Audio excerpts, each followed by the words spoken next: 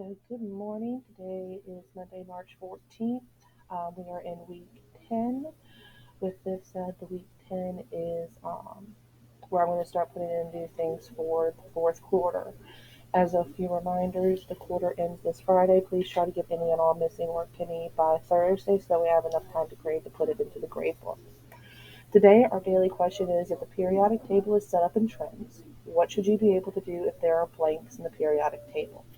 So think about it. If I know that every element that is located in group 8 has 8 valence electrons, what could I say about an element that appears in group 8 that has no name? So think about that as an example. Once you've answered the daily question, we're going to fly over here to the element family reunion part 1. And what this is going to be an opportunity for you to actually explore these trends that are in the periodic table a little bit more in depth. If you recall last week, we talked about the S and P and D and F orbitals. We talked about some of the trends located within the periodic table.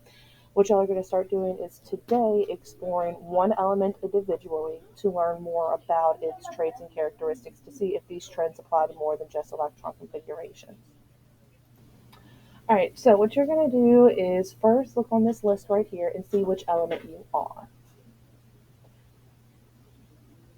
Once you have figured out what element you are going to go to the website linked right here. We're going to open it in a new tab, and I'm going to take you to it in just a moment. So once you figure out what element you have, you're going to be answering these 20 questions about that element. As a little bit of a reminder, the important, or to give some helpful hints, the important isotope right here,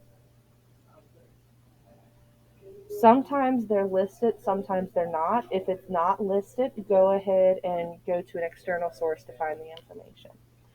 Our electron configuration was that 1s2, oh, that is backwards. The 1s2, 2s2, that. All right, that is what the electron configuration is.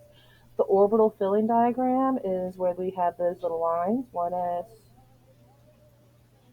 and we were talking about Hund's rule, Pauli's principle, and the Aufbau principle. And we have the arrows that go up and down. All right, that's the orbital filling diagram.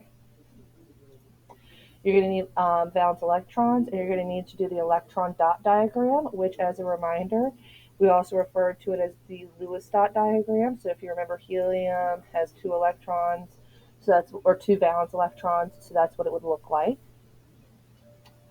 Some common ions, and include the electron configurations for the ions. Ions deal with it being positive or negative charge, and that comes from the different number of electrons and protons. Remember when we were doing the radioactive decay activity, and we had it where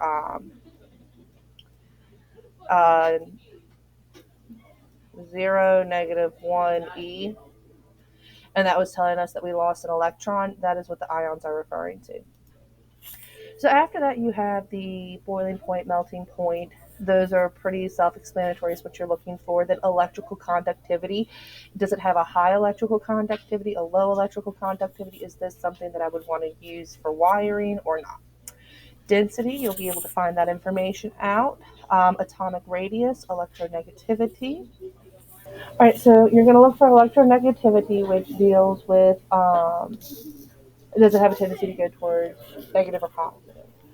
Shielding effect, that deals with how easily it loses or keeps its electrons. Ionization potential, how easy is it for it to have positive ions or negative ions. Reactivity to oxygen, water, and acids. In other words, if I have this interact with oxygen, water, or acids, what's going to happen? Is it going to explode?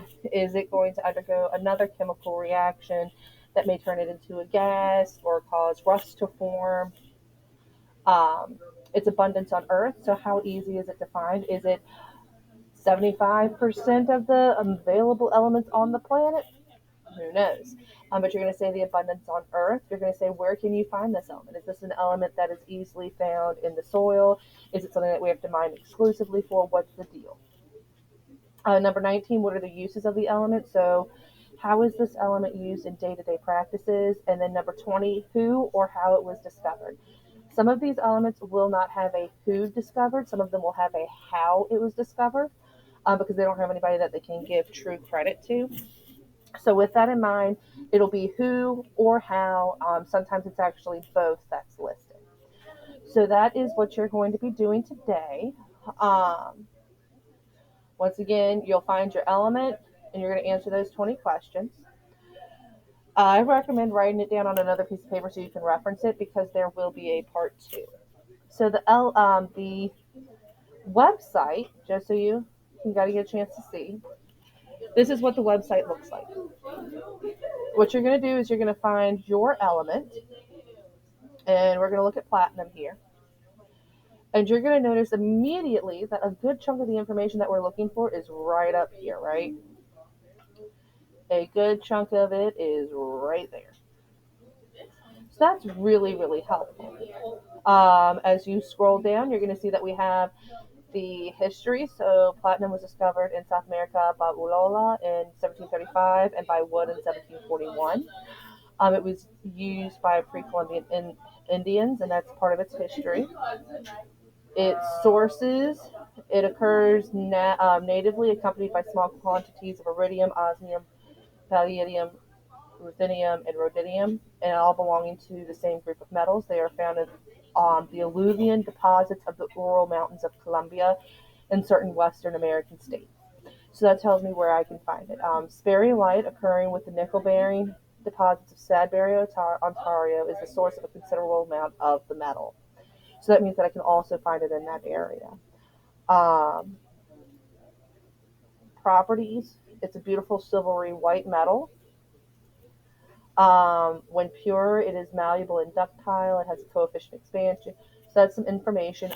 It is insoluble in hydrochloric and nitric acid, but dissolves when it's mixed with aqua, so with water, forming chloroplatonic acid.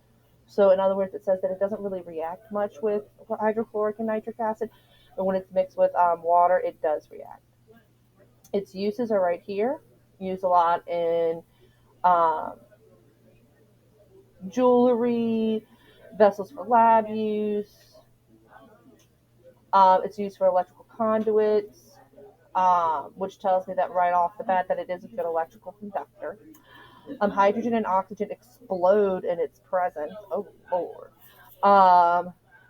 But anything else that I would need to answer about, I can go off site to find. Okay. So that is the breakdown of what you're going to be doing. Please message me if you're watching this video and you have any more questions. If you're in the class and you're watching this video as a quick recap, please raise your hand or come up to me and I will gladly help you. So I hope you have a good day and we will continue this project a little bit later.